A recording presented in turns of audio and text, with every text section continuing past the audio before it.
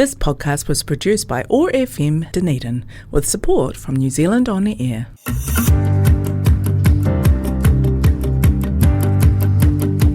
Welcome to What's News Dunedin, brought to you by Hazur Kebab, the radio show that spawned from the 19,000 plus strong local Otipost Dunedin What's News Dunedin Facebook group.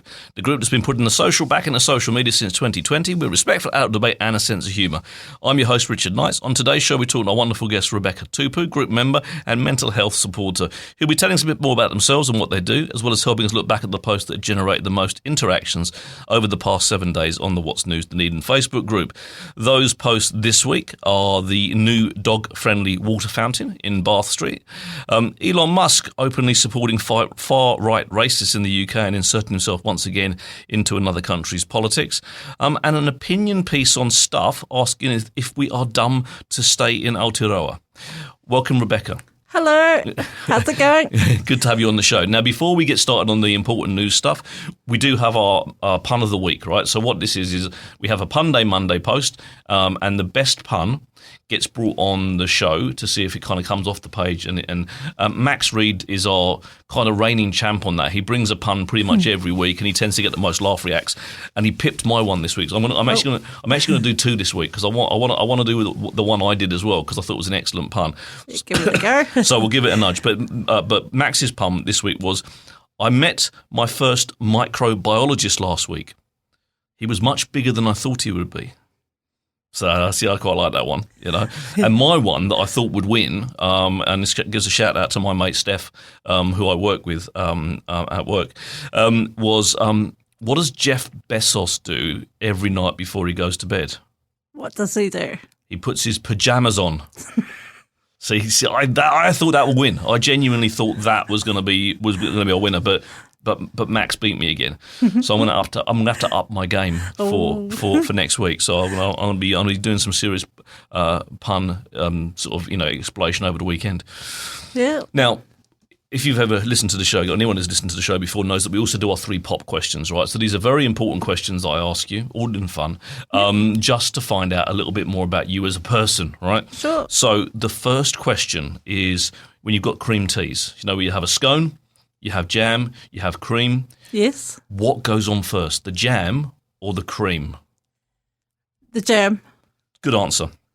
Yep. Absolutely the right answer, Rebecca, because that's the only question you can get wrong on my show. And we've had a few that have, and I don't talk to them anymore because it's just not the way you do stuff. So no, that's absolutely the right way to do it. Fantastic. So you pass the first hurdle, everything gets easier from this point forward. I can assure you. Now your second question out of your 3 pop questions: who is your favourite Teenage Mutant Ninja Turtle? Michelangelo? You knew straight away. That's fantastic. A lot of people look at me and kind of go, I can't remember the names, but all Renaissance painters. But Michelangelo, there's no wrong answers with the turtles. And Mikey's a great choice. You know, I mean, so Raphael's my favourite. So well, that's the first name that came to my head. Well, that's all right. That's a fine way to answer a question. That's absolutely fine. Now, the third and final question is a bit of a thinker. Right, so have a think about this one. Don't you have to give your answer straight away. Would you rather win $20,000 or have your best friend win $200,000? I think I'd rather win the money myself. Yep. Got someone you want to spend it on? Yep. Absolutely. This is a tough one for me because I'm thinking like if I could convince my mate to give me like $20,000, we could both win. But then I'm thinking maybe they won't. Like, I mean, I'm reading too much into the question. So I'm thinking I'd probably take the 20 grand too. Yeah. If I, given that choice. So, and there's a lot of my best friends out there going, what do you mean? Like, where's my money? But, at the end of the day, like, we'll have a drink on that, So, no, I'm with you on that one. I think we're both on the same page. So, want to go back and talk now about the 3 topics of the week. The first one being, one of our page regulars, Joe Bain, actually put up a picture of a new water fountain that's appeared as part of the work that they're doing. Yes. As part of the work they're doing on Bath Street, obviously in the centre of town here. They've been fixing the infrastructure underneath the surface and all that kind of stuff, and they've put this new dog and human water fountain in. So there's like a little sort of bowl at the bottom where you can fill that with water for your Drink pooch, bottle. and then or you've got one for your drink bottle a bit higher up as well, Yeah. so you do drink bottled, but you've also got one down the bottom where you can fill it for a dog, which you can then flip out and then kind of put new water in down the bottom, a little drain that sits on in the footpath too. I've never seen anything like that before. So I mean, I'm a dog owner, and not that I walk my dog, or I was a dog owner, but not that I would walk my dog in town because I'm right out in Brighton. Yeah. But I've never seen it. But I thought it was a wonderful idea. You know, Yeah. if you're going to put a water fountain in for humans, Put one in for animals. why or not? dogs. Why not add an extra one? You know, it's just an extra bit. You know, for the dogs as well. Because quite often you go past stores, don't you, and you'll see they'll put a bowl out. Yeah, because one thing I was surprised at, in Bunnings, you can take your dog in there. Yeah. Because I didn't know that. No, it's pretty cool, eh? I mean, Yeah. there are some very dog friendly places in and around Dunedin, which is fantastic. I just didn't know that about Bunnings. No, I've stumbled across a few dogs in Bunnings. My son works in Bunnings, and sometimes he does have to do clean up in aisle 2, which is not the most fun you can imagine for a staff member, but it's not as often as you might think, to be fair. But I just think it's a great idea because actually, like quite often, I mean, there's a one of the stores I remember in South Dunedin, the Happy Coin store. That they've always got a bowl of water out for dogs. Yeah, I've seen that. Yeah. And I think that's fantastic. And so you see a lot of that, but it's quite nice if you're going to put a water fountain in. You know, it's just that extra kind of thought has gone into. Actually, we'll make it for everyone, including our four-legged friends, which I think is actually a fantastic thing. So I'm hoping that we see more kind of popping up around the place, all over the place. As they, I mean, I don't expect them to suddenly go around and just suddenly drop 30,000, dog and human fountains in. But as they're updating things, it does actually seem like a really kind of sensible thing to put in place. So credit, good on the DCC for kind of thinking of our thirsty four-legged friends. Yeah. While they're doing that. So now, second story of the week is there was a big march in the UK, a far-right march run by, if you either know him or you don't, Tommy Robinson, he's actually got that's his right-wing fascist name. Yeah. So, but he's I think some Stephen Oxley something or other is his real name. But he goes by Tommy Robinson, and he organised a big march in the UK. Now he said there was millions that turned up. Everyone, including sort of like every single piece of AI that's ever existed, has said it was more like about 100,000 people, which is in the big scheme of things that's a lot of people. But in the scheme of like in the scheme of London, it's actually not that big a crowd. Like because actually every weekend 60,000 people go to see Spurs play. At the same time as that 60,000 people go to see Spurs play, you've got another 80,000 that go and see Arsenal play. So actually, when you actually are talking crowd sizes, it could be a lot bigger because if you've just got those two stadiums which are right next to each other to turn out at the same time, the crowd's bigger, right? So, but he thought there were millions. But anyway, the interesting thing was Elon Musk was beamed in on a big screen. And kind of like, and I guess the talking point here is like, it's just another example of Musk supporting far right wing ideologies, but it's also another example of a billionaire trying to stick his nose in to another country's politics. So it's bad enough that he sticks his nose into his own country's politics, in my mind, and it's my opinion. But when he's there starting to stick his nose into UK politics and kind of getting them to overthrow the government, it just makes me wonder where these people get off and why they're involved in that kind of stuff. If they can't, I mean, they've obviously influenced their own politics and got Donald Trump in there. They're no longer friends by all accounts. They don't seem to talk, which I think we knew that bromance wasn't going to last very long. But. Yeah, it's just a case of people having money and they can think they can change other people's opinions. Yeah, and it is a very privileged thing that you go, well, hey, I've got loads of money, so you should listen to me. Yeah. And my response is to that, I'll listen to you if you make sense. Yeah. Because actually, like, I'm more interested in listening to you if you make sense than by the size of your wallet. Yeah, right. You don't get to say, look, I've got billions, so I must be a good person, or I must know what I'm talking about, because actually people like him are clearly showing that they don't know what they're talking about. Is that kind of how you feel too? Is it Yeah, definitely. Yeah, I'm all about it's got to make sense, or it's got to be kind. Like if like not be nasty on people or a certain group of people because they're like underprivileged or something along that line. You got to have some heart. Yeah, absolutely. Yeah. I genuinely don't understand where they kind of decide that they can, like, they need to go out and start influencing or bullying and bullying other nations. I mean, it's like, why should anyone in the UK care less of what Elon Musk says? Yeah. But again, they seem to have this kind of, it's like a sense of entitlement, I guess it would be, where they sit there and say, hey, look, I made money, I did this, therefore I'm successful, and therefore you should listen to me. Or I'm better than everyone else because I have money. Oh, there's very much a sense of that, isn't there? To be completely fair, like the amount of time he spends on like social media, and I can't talk because I spend a lot of time on social media, but he's me too.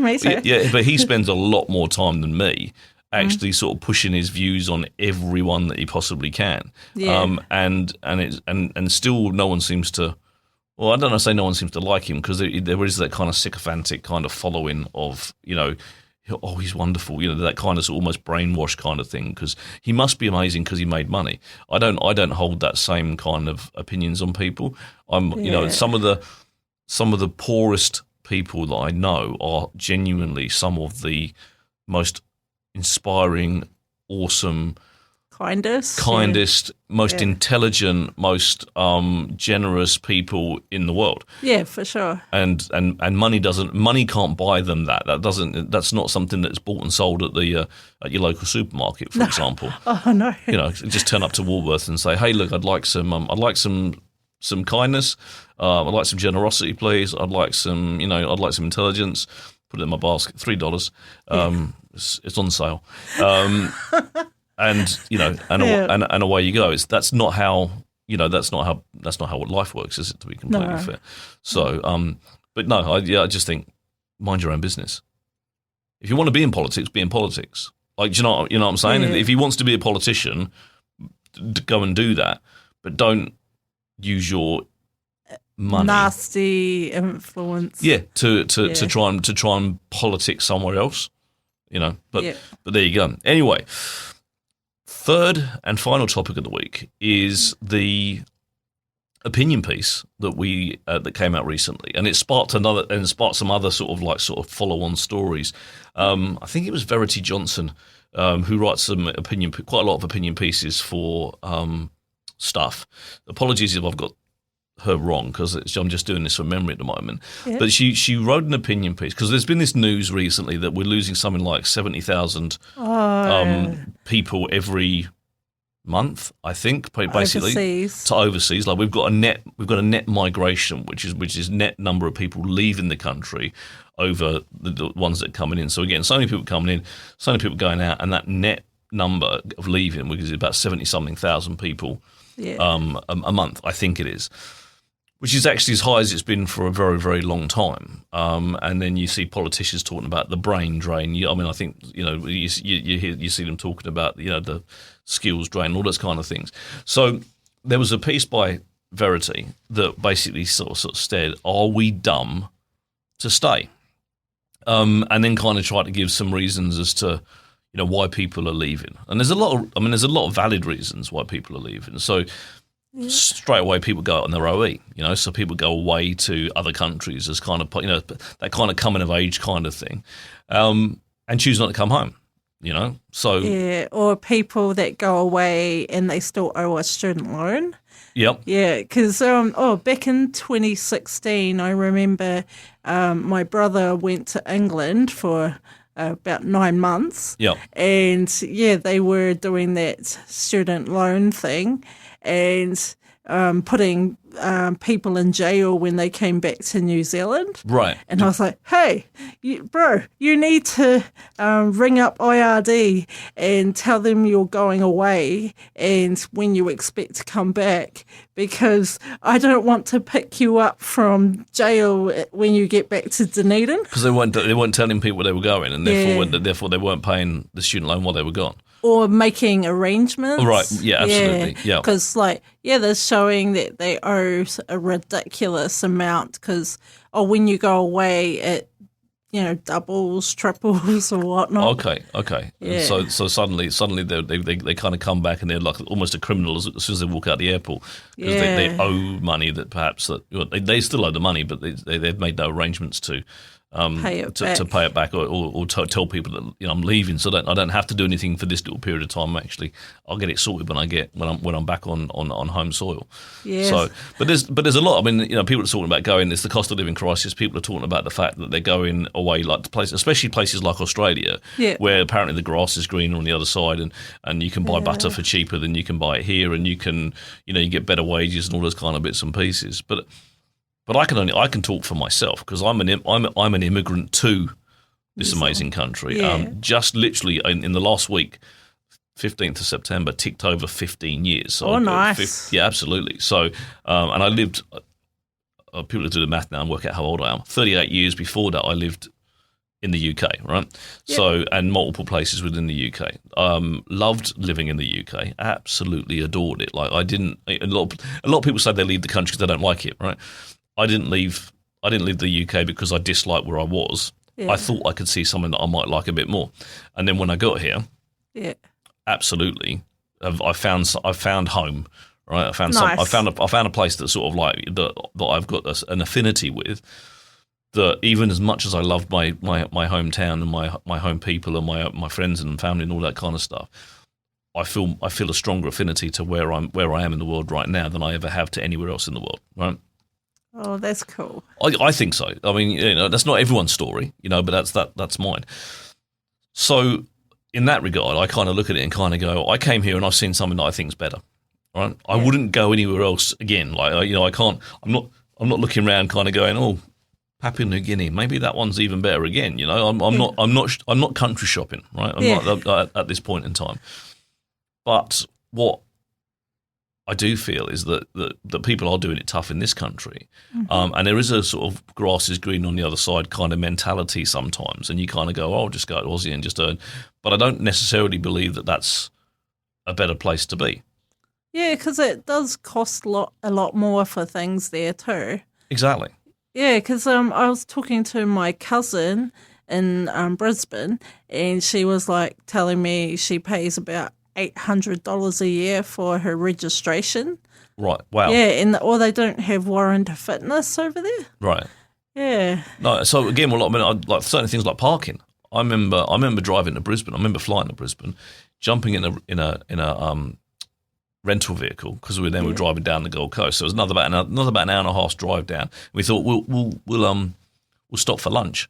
Yeah. In Brisbane, because we were right there. So we'll stop for lunch in Brisbane, and then we'll just keep going. So it wasn't long off the plane. Yeah. So anyway, get to a multi-story car park with the barrier.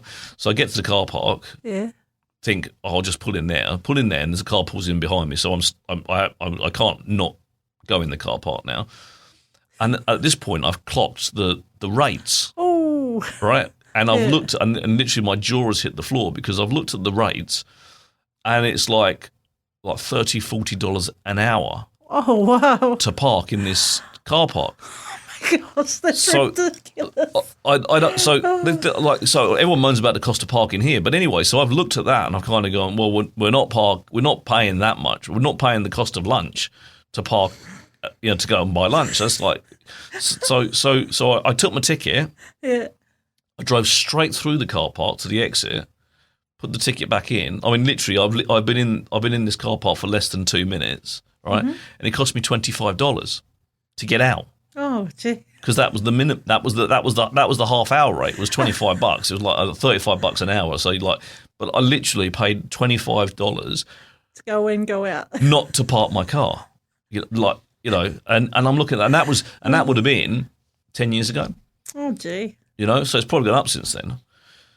So those kind of costs. So that that's your daily. If that's your daily parking cost, if you're living in Brisbane, that's mad. I mean, so whilst you might earn a bit more money, you're also going to spend a bit more money, aren't you? So it's like, I think it works out. I personally feels like it would work out even or worse. And I think, well, in that case, why aren't I? Why am I not staying? Why am I not hanging around here? Yeah. Because the other side of things is Australia's got stuff that can kill you. Oh, like snakes. Snakes, spiders. I saw something on Facebook today or yesterday that some woman has found the largest huntsman spider ever. It was like the size of a dustbin lid. It was like genuinely. It was like people at home can't see, right? So, but it was genuinely three times the size of my head. Or like a Subway sandwich there. Oh, so it was about a foot, definitely a foot long, but it was about a foot wide as well. So it just goes everywhere. Yeah. So, but it was crazy big, and I'm not scared of spiders. Yeah, no, neither. But I think that one would scare me. I have to say, like, I can't see myself kind of going like wanting to pet it and give it a cuddle or anything like that. And then you've got snakes as well.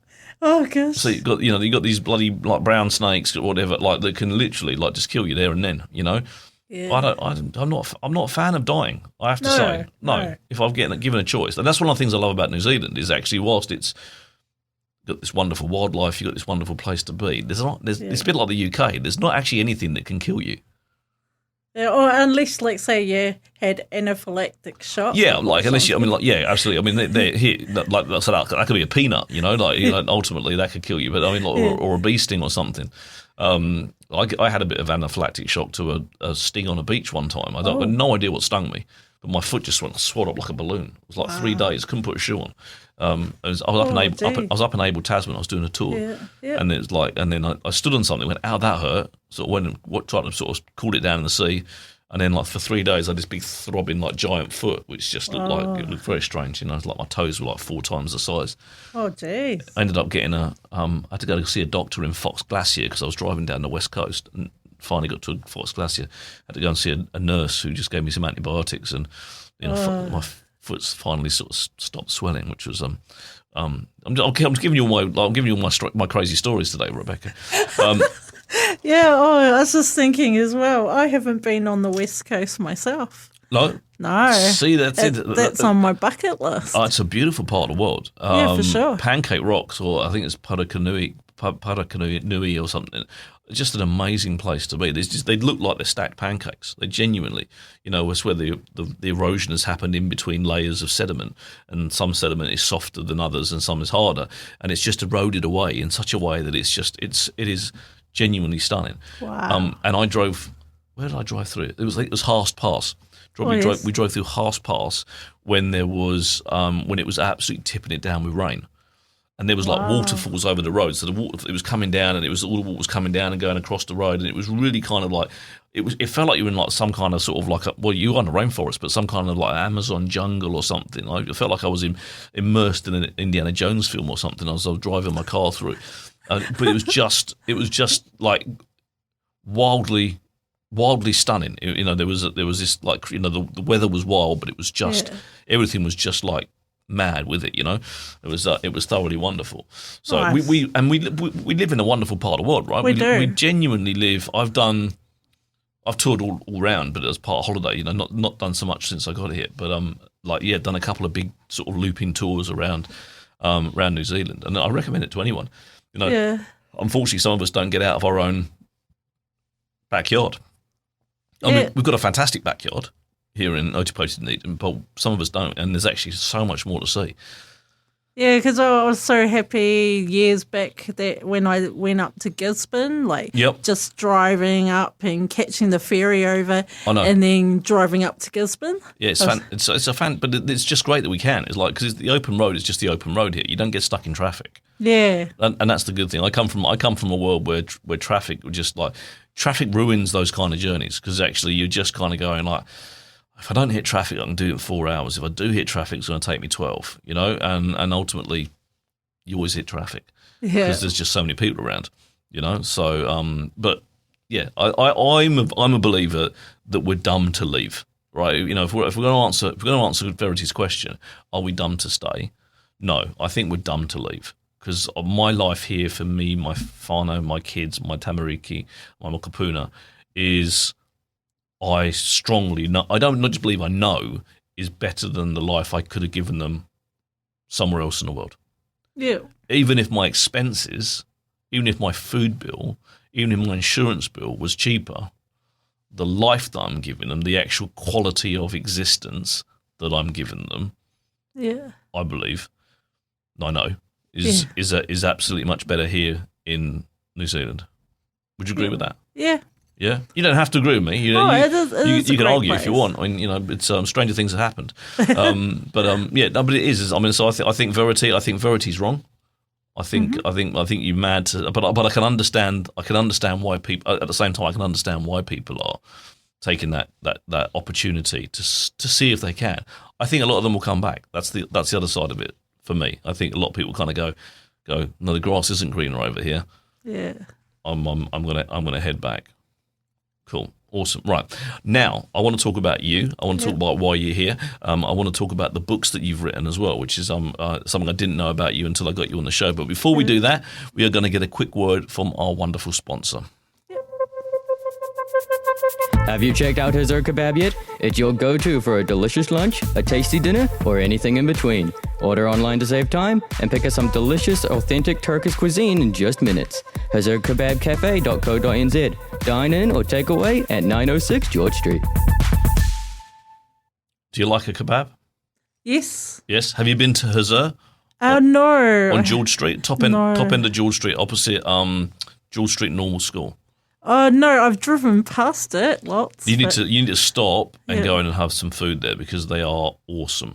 I will one day. They're good people and the food is just fresh, juicy, lovely. It's just lovely food. If you like kebabs, you'd be mad not to give them a nudge and give them a try. So. And they've been sponsoring the show since I started doing it. For like the last 2 years, they've just been the show sponsor. They've been absolutely fantastic. So I can't thank them enough for doing that. Yeah. I want to talk about you. I want to talk about the reason that you're on the show. And like just before we started, and obviously again, listeners won't know this. You showed me a couple of your books that you've written. But what I'd like, if you can, is just for you to give me a little bit of a introduction to Rebecca Tupu, the person. What sort of drives you? What kind of puts you? What's kind of got you to where you are right now?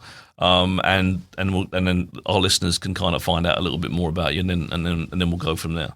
Okay. Well, I was born in Dunedin, and I had the Catholic school education because when I was a kid, I went to St. Peter Chanel in Green Island. Very good school, yeah. Yes, and then after that, I went to what is now Trinity Catholic College. Yes. Because it was Kavanagh College back then. That's right, yeah. Yeah, and I was there 99 to 2003. Okay. Yeah, or the last year of the old qualifications. Yes. Because we used to have school certificate, sixth form certificate, and bursary. Yep. Yeah, so, because it changed in 2004. To the NCA that we've got right now, yeah. Yeah, and then after that, I did go to Teachers College for a year. Yep. And then I was like, this is not me. And then I went on to do social work at Otago Uni. Yep. And I got my Bachelor of Arts, but I didn't progress to do my professional stuff. Right. So I can't be an actual social worker. Okay. Because you need to have a registration with the Social Workers Board. Okay. Yeah, and I also did the level 4 mental health qualification at Otago Polytechnic. Okay. And then after that, I was working because I worked for years at Foodstuffs. Yeah. Yeah, and then after that, I went and worked as a mental health support worker. Yeah. And I loved that job because I was in 24-hour supported accommodation where people had schizophrenia or other complex conditions. Yeah. And yes, I did learn a lot from that because there was things I heard of or saw that I never thought were possible. But, we had clinicians talking to us, our team leader, like in team meetings or staff trainings. Yeah, we just, figure out ways to work with the clients. Yeah. Yeah, and some good memories I have of that. One client liked motorbikes, so we went on the 3-seater, the Experience Dunedin. Oh, the trike, the big trike thing. Yeah, yeah. The 3-seater one. Yeah. We went on that in Brighton. Nice. Yeah, so, we're doing that drive, and I'm like, oh, that's cool. So, yeah. And, I just like doing voluntary work as well. Yeah. Like, I'm very, very big on Life Matters Suicide Prevention Trust. They are an absolutely fantastic organisation. We've had Claire Curran on the show as the chair for that, and so it's a charity that I support as well, because of they just do such awesome work. Yeah. And I wear, not on this particular suit, but I wear my yellow ribbon all year round. Yeah. Because it's just an amazing stuff. So you volunteer? Do you volunteer for those guys? Yeah, because I remember when I was a mental health support worker, I was doing the overnight shift, and I saw the newspaper first. So I read that they were starting the group in 2014, Right. like they wanted to, because Corinda Taylor, who founded the trust, her son passed away by suicide. So I turned up to the meeting at Dunedin Community House, and just listened to what they had to say. And when they started the trust, they were working out of their garages. Yeah. And then in 2015, they moved the Hope Centre up the Albion Lane. Yeah. Yeah, and I went to the opening. And and also another year after that, because they have the Trust Power Community Awards. Yes. And yeah. I remember when Dave Cull was our mayor here, I nominated Life Matters, and at the prize giving thing, he announced that Life Matters was going to get a prize, and he said, we're withdrawing a prize winner for nominating. Oh, okay. And they drew my name out. So you got the prize as well? Well, I got a $100, now it's Mercury. Yeah. Yeah, got a $100 Power bill, Yeah. power credit or something. Yeah. And lucky, that was my provider at the There time. you go. Easy. So I sent it away in the mail, and they put it on my account. And I'm like, thank you very much. That's just for nominating something. Yeah, That's yeah. fantastic. So what is it you're doing? What is it you do now? Like mainly, like what do you spending your time doing? Because I'm not working at the moment because my mental health job, they medically dismissed me because I ended up getting MS in 2020. Right. Yeah. Okay. So multiple sclerosis. Yes. And yeah, it's just because I did have a couple of falls at work, but Yeah. yeah. I guess that's very difficult, isn't it? Yeah. So tell me a little bit more about your MS, your multiple sclerosis journey, because that's probably going to resonate with some people out Yeah, that are listening, because actually that's always a tough one, right? Because we're all born, we all kind of grow, and for the vast majority of us, we kind of, I don't hate to use the word normal because it doesn't quite match what I'm trying to say, but we kind of grow up on the in the bell curve of normality, right? And so but then, where the MS isn't a part of our lives. Exactly. But then I have a very good friend who has MS, and I've watched him go from being I've watched him go from being one of the most avid cyclers that I've ever met. Like he was just a machine when it came to getting on his bike and just going. Yeah. To now being wheelchair bound because these MS has progressed to that stage where and he's now, whereas he would power himself around with his legs, he's now having to power himself around with his arms, and he's still a bloody engine, when it comes to that. Yeah. But how did you find out? What was your, if you don't mind me asking, what was your pathway? What started happening, and then you kind of going, something's not right here. I need to go and see someone. Oh, because I used to like doing the 10K marathon walks. Yeah. Like Dunedin Marathon. Yeah, which has just happened this weekend, just gone. Yeah. Yeah, or the one they'd hold in South Dunedin. Yeah. Yeah, I'd do that. And just once when I was on the walk, I just noticed my left foot was doing something real weird. Like it was, it's like with MS, like a foot drop. Okay. Yeah. And I was like, what is that? My foot's going funny. What the hell? And then, I did go to the doctor, and she thought, she was like, is it to do with how, because before that, I'd lost 20 kgs by eating low carb and no bread.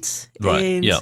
Yeah, or like kind of no carbs. No carbs, no pasta, no potatoes, yeah, no bread. Yeah, you lost a bit of weight. I took carbs out of my diet, and I lost 20 kgs, and it was great. But so they thought it might be down to your weight loss, did they, to start off with? Yeah, the doctor did. And then, I did get an MRI, and I went to the hospital, and that's right. At that time, me and my ex-husband, and that's another story. We were trying for babies as well, and they gave me an MRI to see what was going on in my head. Yeah. And, I took my mum and the ex-husband to the hospital with me. And, we went to the woman's specialist, and he was just looking at my thing and pointing across. And he was like, and then he saw my the part in my scan thing. He was like, oh, that looks like MS. And I was like, what is that? I don't know what that is. So is that how MS is diagnosed via like an MRI scan? Because I know. I've got friends with it, but I know very little about the disease itself, other than the fact that it's obviously a sort of sort of degenerative.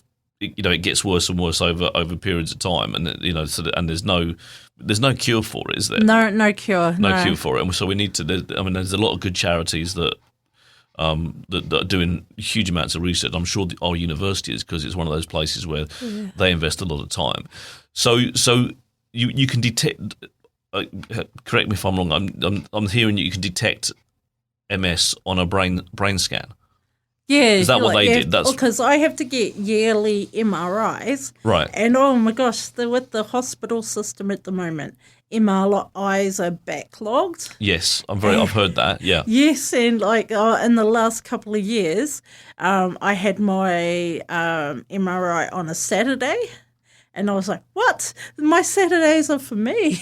I don't do MRIs. Okay. I was like, I don't do that, but I went. Yeah. I went. And my last one, it was 8 o'clock on a Sunday morning. Wow. And I looked at it and I was like, what? That's lay-in time, isn't it? No one should be out of bed at 8 o'clock on a Sunday morning. Yeah, I know. You should be asleep, right? Yeah. I tried to be. Even when I'm working on a Sunday. So when were you diagnosed with MS? Is that back in 2020? January 2020. January 2020. So had you had any falls before that, or was it after that you? Oh, it was before that, yeah. You had falls, you'd fallen over and stuff before that, and not knowing what it was, what was going on. Didn't know. So, I don't want to be too personal. So please tell me if I am. Is it like a because like a weakness in your legs and stuff that caused the fall, or is it like kind of a fainting thing where your brains kind of goes away from you, if that makes sense? Yeah, because I was just say this is our nerve. Yeah. It's got some coating on it called myelin. Yeah. And one thing that happens is in your body, you know how it protects you and it's fighting off the baddies and fighting all the white blood cells doing all the protecting you from the bacteria and all that kind of stuff. Yeah, it would attack my layer, the myelin. Right, so your body's attacking yourself. Yeah. Yeah. Well, I've heard this from some certain diseases, and that's obviously this is one of them. So it's kind of attacking your good. The myelin or the covering protecting my nerves. Right. Yeah, and it shorts out. Okay. And so then things just don't work the way they're supposed to, and then you take a fall. Right. Okay. And they do have disease modifying medications, or it starts with T, the disease modifying DMT. Right. Yeah. So because I get 6 weekly infusion at the hospital. Right. They get it in my arm, like a drip. So they give you so that's like an IV drip or something that they just give you that medication. Yeah, to kind of keep things at bay. Yeah, like I'm sitting in that room for about an hour and a half. Yeah. While it's all going in my system, and they do a what is the word? It's just like a 15-minute thing after they've put the stuff in. Right. Yeah. Okay. So that's something I'm guessing you'll have like forever now. Is that or does it you have a certain period of time and then you move on to something else? They're saying because I see the neurologist 1 to maybe 3 times a year. Okay. Or you can during that lockdown year. Yeah. I remember that first one. I remember I got a thing where my foot was dropping for a bit, and I had to. Oh my gosh, it was a lot of rigmarole. It was like I had to call my doctor, who called the hospital, or my neurologist, who called me. Right. I'm like, oh my God. You couldn't even call your neurologist directly. Yeah, and I had to, since it was lockdown, I had to go to the neurologist by myself. Of course, yeah. Yeah, and they gave me some prednisone that's like, because years back I had asthma. And I would get that sometimes if I got it really bad. Yeah. And it would help me get better. Or help me able to breathe easier. Yeah. And then, that's one course. But so I had to try a big dose of the prednisone. And I think it was, can't remember, 500 mgs. Right. Yeah. And I couldn't go to work for the week because it was, makes you sleepy. Yeah. Yeah. So. And a lot of medication does. So that was back in 2020. Obviously, at that point you've been medically dismissed, medically excluded from work because you can't. Oh, that was July 2021. 2021. When they wrote me a letter. Yeah, so you've got to that stage where the MS has got to the point where you can't work anymore. Yeah. Right. So what happens? I mean, because obviously MS is a disease that just kind of keeps getting worse, right? It doesn't. Does it do like? Is it like Alzheimer's where it sort of plateaus and then you can be good for a certain period of time and then you kind of drop again? Because that's certainly some of those sort of debilitating diseases sort of have that kind of thing, or is it just? Are you just kind of? Because my neurologist, she said I'm just stable. Stable, right? Yes. So that's a good place to be, I'm guessing. Yeah, because with that, when I first went to the neurologist and they were looking at my MRI results, because prior to being on the medication 6 weekly, or, I went to the MRI and it showed damage that had been done in my body. Yeah. And, they were like, oh, there's no new damage. No I was new like, damage. Oh, that's good. That sounds like a great result, to be fair, like no new damage. Yeah, so I keep being told that each time, no new damage. And I'm like, sweet. But and that's the right. I mean, that's the right attitude to have, isn't it? I mean, ultimately, like you got to get, life deals you a hand of cards, right? And you've got to deal with whatever you've got. And I love the fact that you take that on the chin, and you just seem to like, that.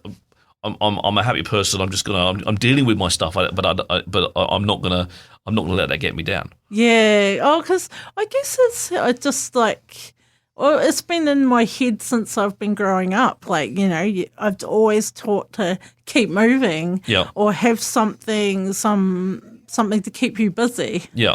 Yeah. So, I'm glad. I am so glad it has not destroyed my ability to drive. Right. Because, I only drive automatic. Yeah. And I got my full license the day after my 20th birthday. Yeah. And because, when I was working years back, I finished at midnight. Yeah. And, on the restricted, you have to not drive after 10, isn't it? 10 or 10 to 11 or something, 11 to 5 or something, isn't it? Yeah. So there's a spot in there, and it sounds like you would have been beyond that. Yeah, so I'm like, nah, I'm going to sit my full. And it's just because I've just known people who don't sit their restricted or their full, and then they get fines. Yeah. Or they're paying the Ministry of Justice off their fines. Yeah. And I'm like, nah, that's not me. Not you, no. Yeah, because when I was 19, I won tickets off the Rock radio station. Yep. And it was to go to the velodrome at Invercargill to go and watch the motocross. Nice. So I took my friend down to Invercargill, but we both had our restricteds. Right. And we watched the racing and that, and then we went out to Invercargill's pubs. And we actually slept in my car on Ellis Road. Right. And then the next day I just drove back to Dunedin, but up that highway where the Lookout Point fire station is. Yeah. Yeah, it used to be just 50 k's down that hill. Yes. But I sped down that hill, man. And it was like, I think I got clocked doing 67. Right. And then they were like, have any of you got your full license? And I'm like, no. And then he gave me a fine for $570. Ouch. And I was like, well, I guess that's me working for summer, because it was about October, November then. Yeah. So I was like, well, at least I'm working over summer.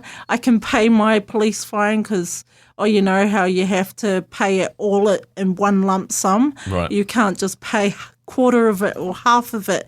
You have to pay it by debit card or take it to the Westpac Bank. Right, I'm with you, yeah. Yeah, so I was just like, I guess I'm paying for it over summer.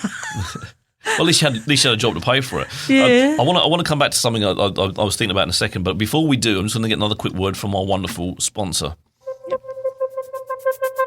Have you checked out Hazur Kebab yet? It's your go-to for a delicious lunch, a tasty dinner, or anything in between. Order online to save time and pick up some delicious, authentic Turkish cuisine in just minutes. HazurKebabCafe.co.nz. Dine in or take away at 906 George Street. So I wanted to get back to the driving bit. Obviously, you clearly love driving by the sounds of things, and it's obviously good that you still have the ability to do that. If and when your MS progresses, and you need to say move to a car that has been modified to like maybe have a hand throttle rather than a foot throttle, those kind of things. I've seen those kind of vehicle, those modifications for people that have things like MS. Yeah. Do you have to fund? Would you fund that? Do you have to fund that yourself? Would you know? Is there help for people to do that? Is do the government, the government are rubbish, full stop. But do they help out? Do you know? I know, because I have to go up and talk to the people up at Puawai behind Waikari Hospital. Yeah. At the rehabilitation unit. Yeah. Because the doctor I talked to there, she was asking how my driving was and talking about modifications maybe. And I was like, oh, I'm perfectly fine at the moment. At the moment, I don't need it. And I was like, oh, I have a mobility park. So, that's good. Yes, so, absolutely. Yeah. So, and for people listening, do not park in mobility parks, all right? It's as simple as that. Like, please, please, please. There's a reason why they give you $750 fines now, because we don't have enough of them. There's certainly not enough of them dotted around Dunedin, but we do need people to stay out of them. Even if you're just stopping for 20 seconds, that can be enough to send a mobility park person who needs it round the block or to miss an appointment. It's not fair, so don't do it, please. Are there support groups and those kind of things for MS in Dunedin? Oh, yes, they have MS Otago. Yes, I knew I'd heard. As soon as you said it, I'm like, I knew that. Okay. So tell me a little bit about them if you know anything about them. Because I do talk to them sometimes. Yeah. And I know they have a coffee group for the young ones, and they have one for the older people in Mosgiel, and they had a quiz night recently, and the other day at the planetarium. Oh, I love the planetarium. I've never been, but I've heard it's awesome. Oh, I just walked in there and I saw a big purple planet thing. Yeah. And then they gave us a describing from Tomahawk Beach, and then they had showed us this picture of the world, and then they it looked real cool. But then they had this movie the other day, and oh my gosh, it's so true to life. And I'm sitting there feeling all emotional, and I'm just I can feel tears sliding down my eyes. Oh, nice! That sounds like a good experience. We're going to run out of time because we've only got 3 minutes left. But I did want to quickly talk about your books, because you've written 2 books, 2 small books. What are they about? So our listeners can hear. Oh well, it just talks about my life and talks about how I was working in mental health, how I got my mental health qualification and my social work degree, and how I love doing voluntary work, because I'm doing the breast cancer appeal next month. Nice. Yeah, because I did the at Bunnings the cancer appeal. Yes, I'm again a supporter of the Cancer Society. Yeah, and that's good work. So your books are just kind of a little bit about you and the stuff that you're doing, right? Yeah, it's just got how I was feeling really down because my life changed so much, and I got to the point where I was so upset that I ended up calling Lifeline. I'm like, oh my gosh, I feel horrible. I feel disgusting. I'm sad. And then they're like, oh, are you going to hurt yourself or somebody else? And I'm like, no, I just need somebody to talk to. And then we talked, and then I was like, oh, I'm tired now. I just need to go back to bed. So I did that, and it just got me feeling better. Okay, and so the books are the books a little bit about your journey through some of that. Yeah. And can people buy them, or they? Oh, I'm trying to republish it because the publisher, when I did get it published, they're in the United States, but since I'm not working now, they don't even contact me anymore. Okay, because you can't pay them. Yeah, and I have been writing to people to help me because I sent them a picture of my book, and I sent them a copy of how much it would cost to reprint it. Okay. Yeah, I've got one with speed print, and I think it's going to cost about $700, $800 to print it. But as a beneficiary, I don't have enough to pay for that. No, fair enough. So if anyone's listening and they want to help out, then they can get in touch with me or get in touch with you. Or they can Google. Google my book on Facebook. It's there. Yeah. If you type my name, Cool. Rebecca Tupu. Yeah. Fantastic. And I think that's a good place to end the show. Thank you very much for coming on and telling me a little bit about your story. It's been eye-opening. Thank you. Just sit there while I round the show out. Thank you very much. Well, that's a wrap for this week. Thank you for tuning in. I've been Richard Knights, and you've all been wonderful. Remember, if you're looking for a robust, respectful adult debate about all things local and further afield, and a welcoming online community that doesn't take itself too seriously, come and find What's News Dunedin on Facebook and join our fun. On next week's show, we'll be talking to returning guest Helen Beattie, Managing Director of Veterinarians for Animal Welfare Aotearoa. Look forward to seeing you next Friday at 12 on ORFM. And if you want to listen to the show again or simply share it with your friends, you can find the podcast at oar.org.nz or even on Spotify, YouTube or your favourite podcast provider. This podcast was produced by ORFM Dunedin with support from New Zealand On the Air.